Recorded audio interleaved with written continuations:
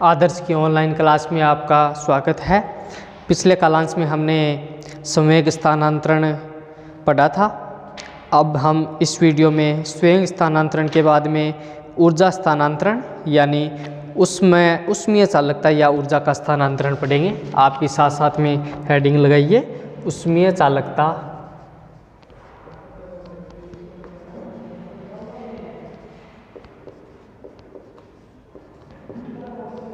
या ऊर्जा का अभिगमन।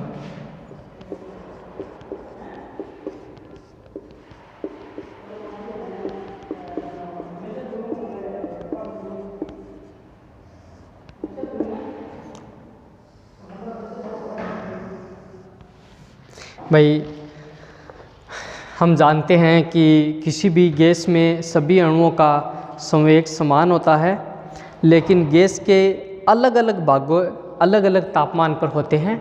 जैसे एक पात्र में कोई गैस भरी है तो पात्र के एक बिंदु दूसरे बिंदु पर अलग अलग तापमान होता है और ताप हमेशा धनात्मक से ऋणात्मक यानी ज़्यादा से कम की ओर बढ़ता है। हम मान लीजिए कि हमारे पास है एक तापमान है, एक तापमान पर एक निश्चित तापमान पर अणु स्थित है और तापमान धनात्मक z दिशा में ऊपर की ओर बढ़ रहा है और ताप प्रवणता हम जानते ही हैं। ताप प्रवणता पहले से जानते हैं, डेल टी बटा डेल एक्स होती है।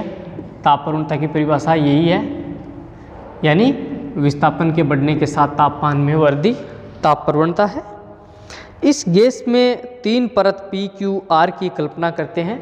जिस प्रकार हमने संवेग स्थानांतरण में तीन प्रकार की परत मानी थी, उसी प्रकार हम उष्मीय चालकता या ऊर्जा के स्थानांतरण में भी तीन परतों की कल्पना करते हैं।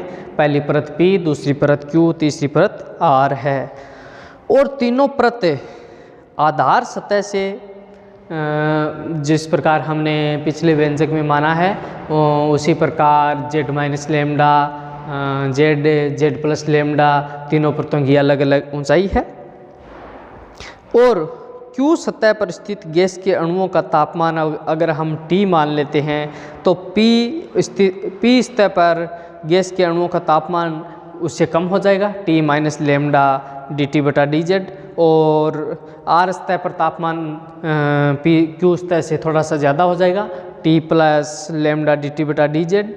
और यदि मान लीजिए गैस के अणु का द्रव्यमान m है और गैस की विशिष्ट ऊष्मा को हम Cv से रिप्रेजेंट करते हैं।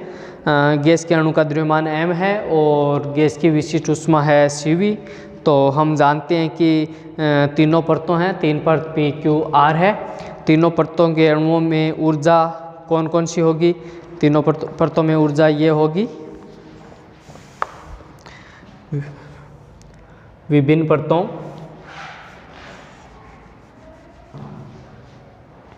देखिए विभिन्न परत कौन कौन सी है? P Q R। विभिन्न परतों P Q R पर अणुओं की ऊर्जा क्रमशः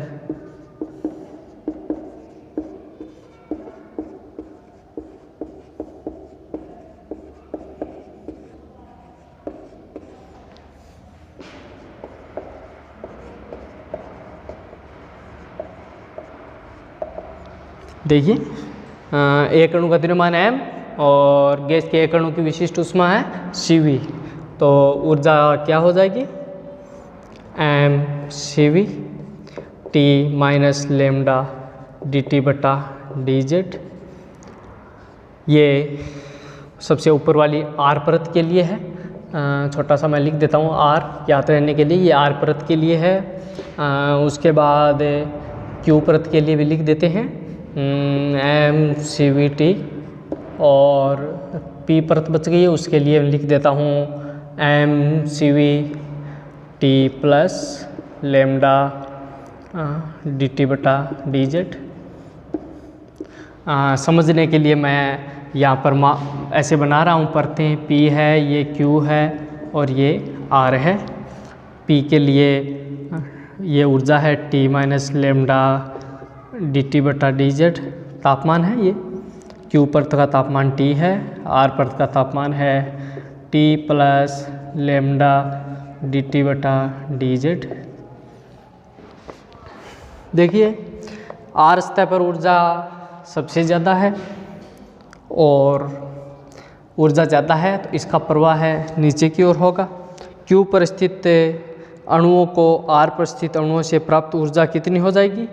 क्यू पर स्थित अणु हैं उनको आर पर स्थित परत से अणुओं की ऊर्जा कितनी प्राप्त हो जाएगी? ये प्राप्त होगी mCv t plus lambda D T बटा डी जेड। इसी प्रकार क्यू सतह पर स्थित अणुओं को यहाँ पर जो अणु स्थित है उनको P पर स्थित अणुओं से कितनी ऊर्जा प्राप्त हो जाएगी?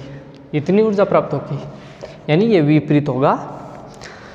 और Q पर स्थित अणुओं को नीचे की ओर से प्राप्त कुल ऊर्जा कितनी हो जाएगी? मैं यहाँ पर लिख रहा हूँ Q पर स्थित अणुओं को Q पर स्थित अणुओं को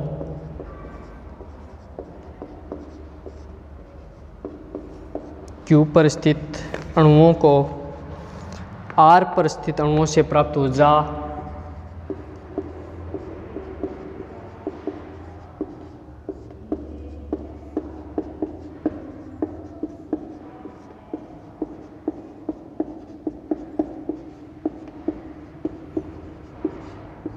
कितनी है भाई? mCv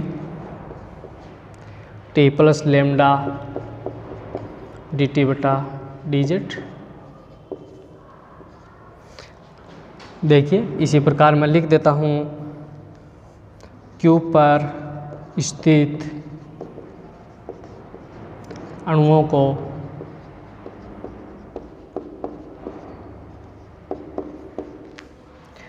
P पर स्थित अणुओं से प्राप्त ऊर्जा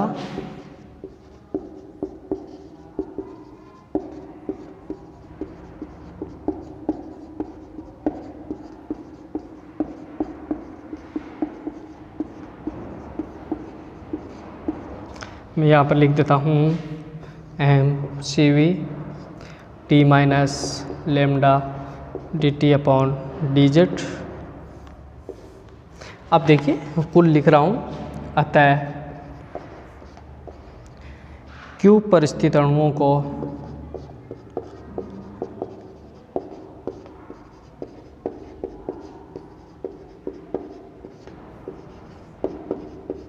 Q पर स्थित अणुओं को नीचे की ओर से प्राप्त कुल ऊर्जा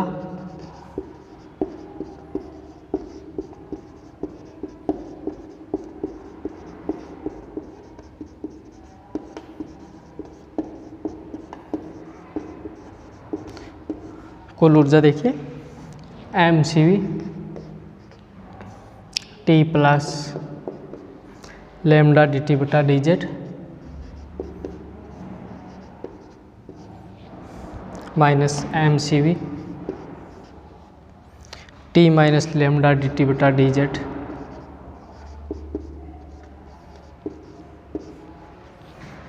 देखिए जो ही हम इसको सरल करेंगे 2mCv लेमडा डी टी बटा डी जेड, एक जैसे पद कैंसिल हो जाएंगे। इसे मैं इक्वेशन नंबर 1 दे देता हूँ। आगे देखिए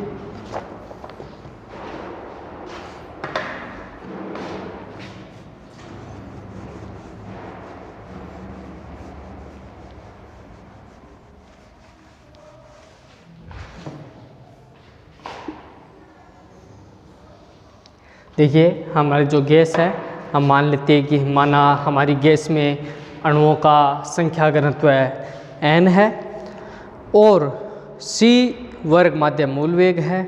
तो हम जानते हैं कि गैस के अणुओं की गति अनियमित सभी संभव दिशाओं में होती है।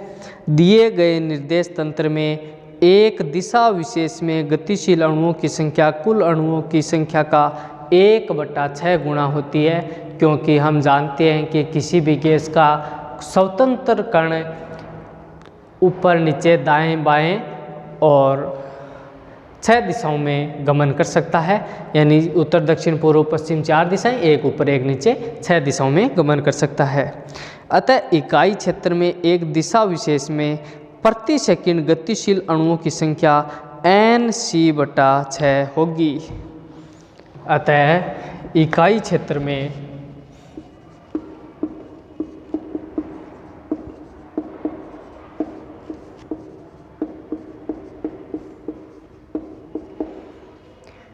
एक दिशा विशेष में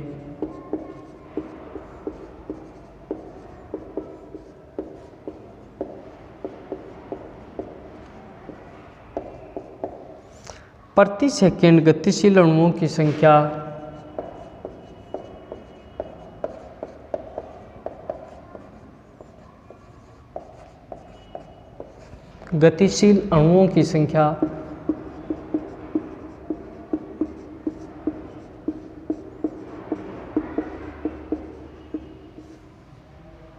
Nc/6 होगी।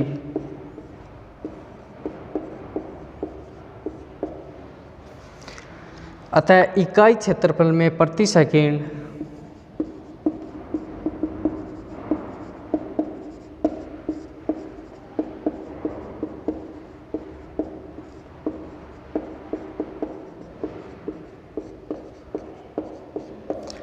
एक दिशा विशेष में प्रवाहित ऊर्जा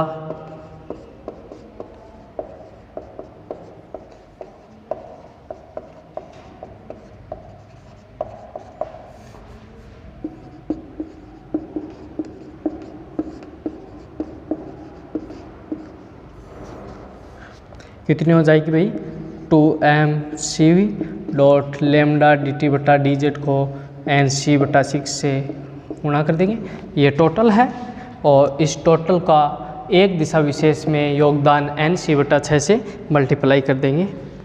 इसे हम इक्वेशन नंबर 2 दे देते हैं और ये ऊर्जा है इसलिए हम इसको Q से रिप्रेजेंट कर देते हैं और इक्वेशन नंबर 2 दे देते हैं। देखिए भाई, ऊष्मा चालकता का एक सिद्धांत है और ऊष्मा चालकता का सिद्धांत हमें ये बताता है कि इकाई क्षेत्रफल में प्रति सेकंड एक दिशा विशेष में प्रवाहित ऊर्जा ताप प्रवणता के समानुपाती होती है। ये ऊष्मा चालकता का सिद्धांत है, इसे हम नोट करेंगे।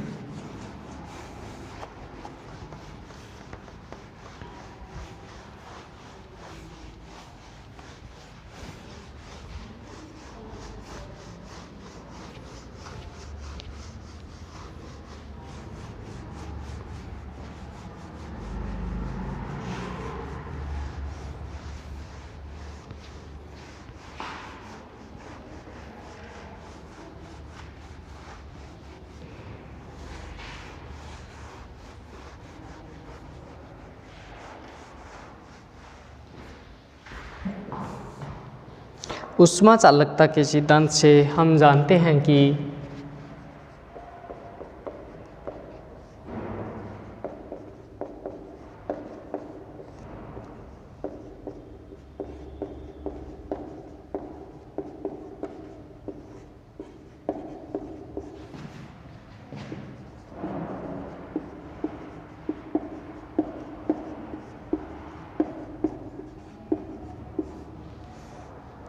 इकाई क्षेत्रफल में प्रति सेकंड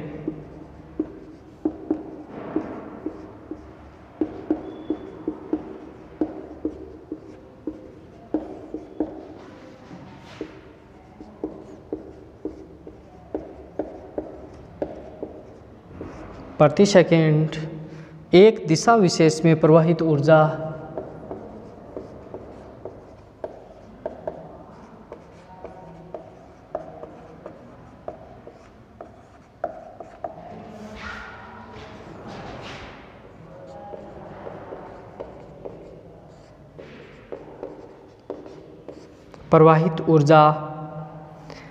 ताप प्रवणता के समानुपाती होती है।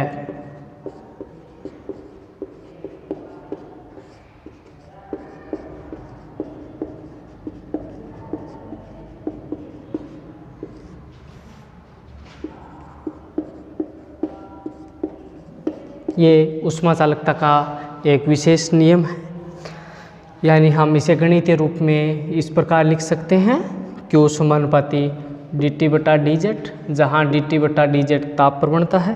इक्वेशन नंबर 3 दे देते हैं जो ही हम समानुपाती का चिन्ह हटाएंगे एक नियतांक k आएगा dt बटा dz।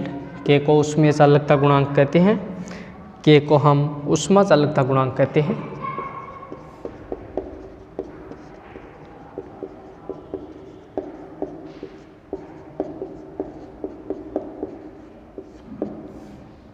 भाई इक्वेशन नंबर 2 और 3 की हम तुलना करेंगे। इक्वेशन 2 के भी RHS में 2 था। मैं एक बार इक्वेशन 2 दोबारा लिख देता हूँ। इक्वेशन 2 हमारा था 1/3 mn। इक्वेशन नंबर 2 था हमारा ऐसे था 2m cv लेमडा dt बटा dz डॉट n c बटा 6 ये 3।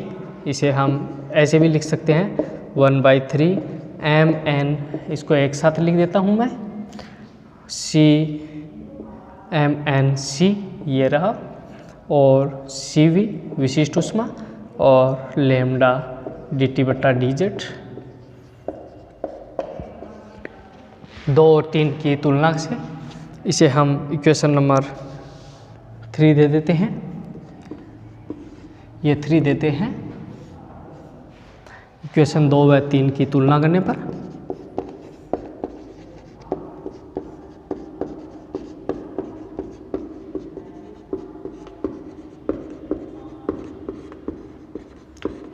LHS और LHS बराबर है तो हम RHS के बराबर RHS को रख देंगे।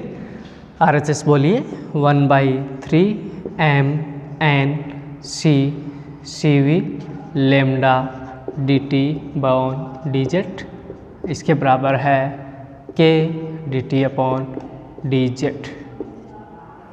देखिए dt अपॉन dz दोनों पक्षों में कैंसिल हो जाएगा और k का मान हमें प्राप्त हो जाएगा 1/3 mn c लेमडा cv।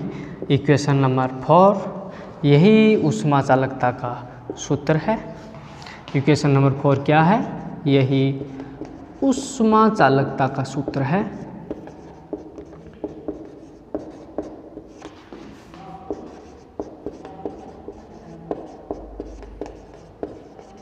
ये क्या है? ऊष्मा चालकता का सूत्र है। अब हम इस ऊष्मा चालकता के सूत्र की सहायता से हम अलग अलग प्रकार के व्यंजक स्थापित करेंगे, विभिन्न व्यंजकों के मध्य संबंध भी स्थापित करेंगे।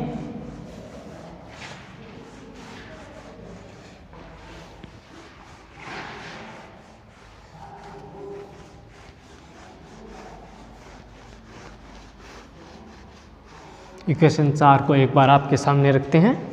देखिए इक्वेशन नंबर 4 देखिए।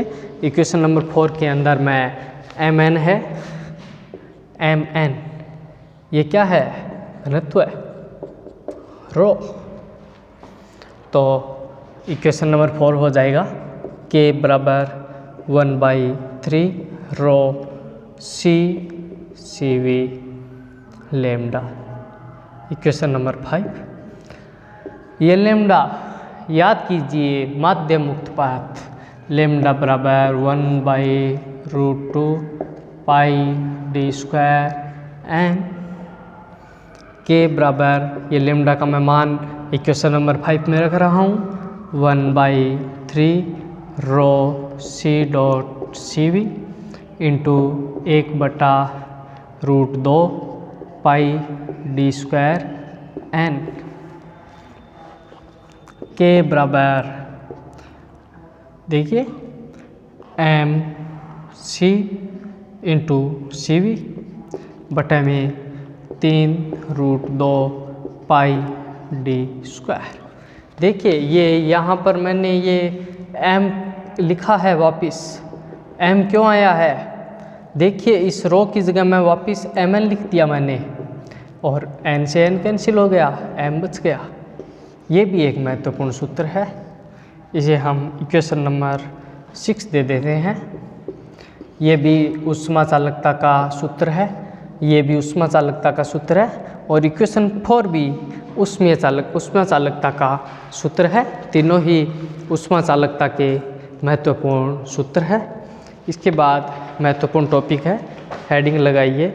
ऊष्मीय चालकता गुणांक और शांतता गुणांक के मध्य संबंध स्थापित करेंगे, यानी शांतता गुणांक ईटा ऊष्मीय चालकता के मध्य संबंध स्थापित करेंगे।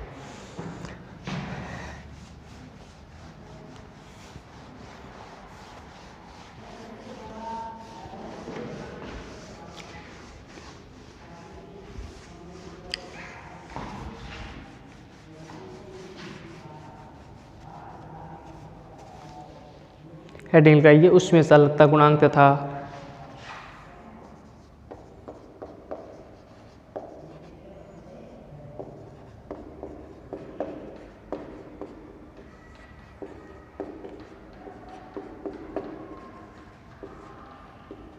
तथा शांतता गुणांक में संबंध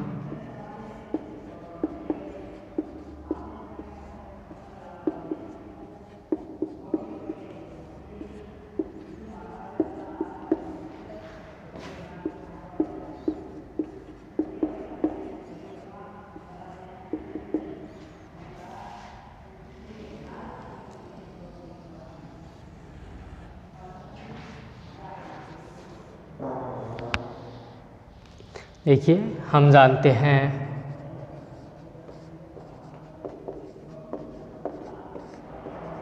ऊष्मीय चालकता गुणांक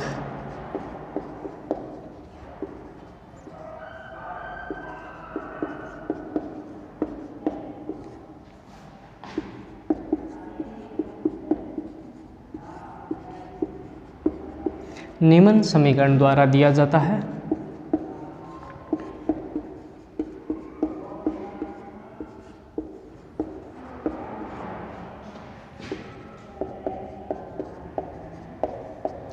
यहाँ पर मैं ऊष्मीय चालकता गुणांक का सूत्र लिख देता हूँ। अभी मैंने इक्वेशन नंबर 4 लिखा था, वही ऊष्मीय चालकता गुणांक का सूत्र है।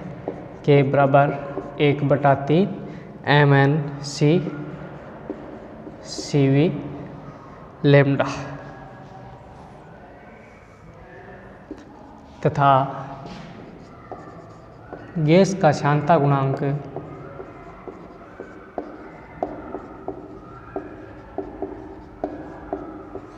निम्न समीकरण द्वारा दिया जाता है।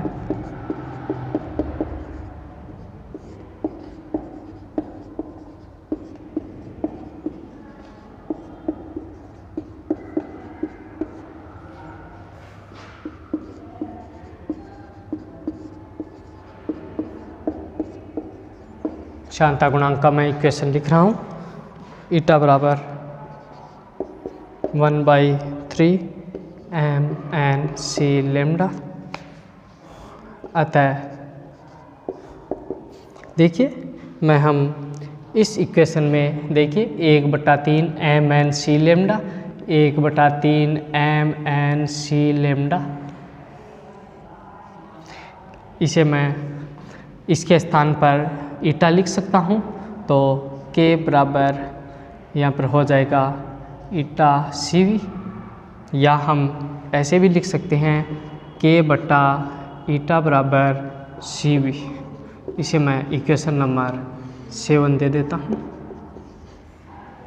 ये इक्वेशन नंबर 7 है।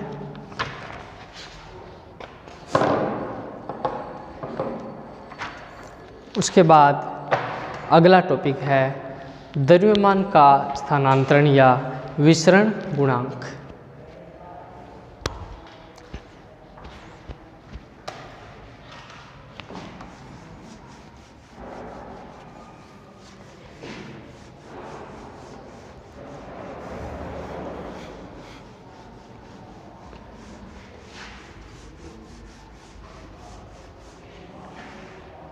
देखिए, अगली हेडिंग लगाइए विसरण गुणांक या द्रव्यमान का अभिगमन।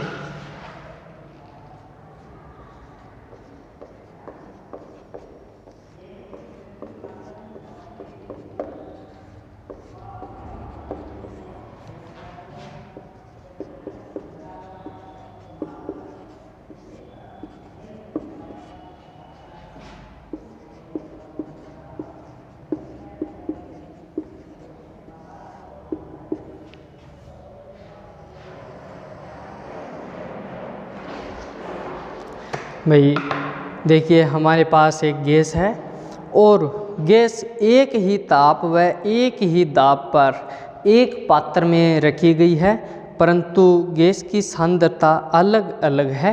सांद्रता हम रसायन विज्ञान में कक्षा 12 से परिचित है, सांद्रता किसे कहते हैं हम परिचित है। और गैस है वो x डैश अर्थात आधार सतह पर स्थित है और हम गैस की 3 सतह PQR बना लेते हैं, जिनकी ऊंचाई आधार सतह से z माइनस लेमडा, z और z प्लस लेमडा है। यदि n अणुओं की संख्या, यदि n अणुओं का संख्या घनत्व हो तथा dn बटा dz सांद्रता प्रवणता हो, तो इन सतहों पर अणुओं की संख्या घनत्व कितनी हो जाएगी। मैं एक चित्र से PQR बना देता हूँ। ये पहली सतह, ये दूसरी सतह, ये तीसरी सतह। देखिए इसकी ऊंचाई z है, इसकी ऊंचाई z प्लस लेमडा है, इस परत की ऊंचाई z माइनस लेमडा है। इस परत पर अणुओं का संख्या घनत्व n है, इस पर संख्या घनत्व n माइनस लेमडा dn बटा dz है। इस परत का संख्या घनत्व n प्लस लेमडा dn बटा dz है। तो इन सतहों पर अणुओं का संख्या घनत्व यहाँ पर P सतह पर अणुओं का संख्या घनत्व ये है, Q सतह पर अणुओं का संख्या घनत्व n है, R सतह पर अणुओं का संख्या घनत्व n plus lambda dn upon dz है। P सतह की आधार सतह से ऊंचाई z माइनस लेमडा है। Q सतह की आधार x डैश मान लेते हैं, आधार सतह से ऊंचाई z है। R सतह की आधार सतह से ऊंचाई z प्लस लेमडा है। इस प्रकार हमें चित्र में तीनों अलग अलग सतह दिखाई दे रही है। अब तीनों सतहों का संख्या घनत्व भी हमारे सामने है। देखिए गैस के अलग अलग सतहों की सांद्रता भी अलग अलग है, चित्र से भी स्पष्ट है। तीनों सांद्रता अलग अलग है, अलग अलग सतहों की सांद्रता भी अलग अलग है। देखिए उच्च सांद्रता से निम्न सांद्रता की ओर अणुओं का अभिगमन होगा। हम ये जानते हैं कि हमेशा सांद्रता उच्च से निम्न की ओर अभिगमन करती है। इस घटना को विसरण कहते हैं। कौन सी घटना को? कि उच्च सांद्रता से निम्न सांद्रता की ओर अणुओं का अभिगमन होने की घटना को विसरण कहते हैं। हम जानते हैं गैस के अणु दिए गए निर्देश तंत्र में सभी संभव दिशाओं में गति कर सकते हैं। अतः एक दिशा विशेष में गतिशील अणुओं की संख्या कुल अणुओं की संख्या की 1/6 होगी। अतः इकाई क्षेत्रफल में 1 सेकंड में R से Q सतह की ओर गतिशील अणुओं की संख्या R से Q सतह की ओर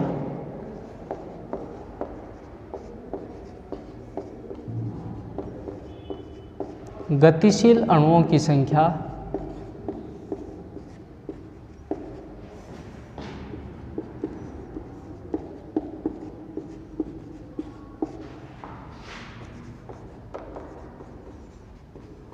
कितनी होगी भाई? C/6 n plus lambda dn/dz। P से Q की ओर ऊपर की ओर प्रति सेकंड प्रति इकाई क्षेत्रफल में भी हम अणुओं की संख्या इस प्रकार लिख सकते हैं। सभी सतहों के लिए हम बारी बारी से लिखेंगे भाई। इसी प्रकार P से Q की ओर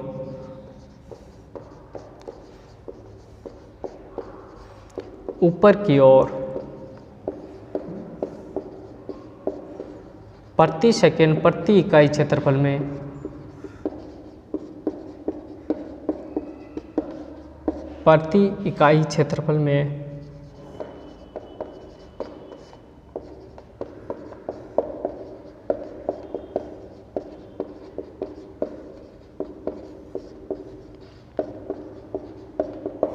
C/6 n minus lambda d n बटा डी जेड होगी। ये होगी भाई, इतनी होगी। इसके बाद विसरण गुणांक को हम अगले वीडियो में परिभाषित करेंगे। सभी विद्यार्थियों को बहुत बहुत धन्यवाद।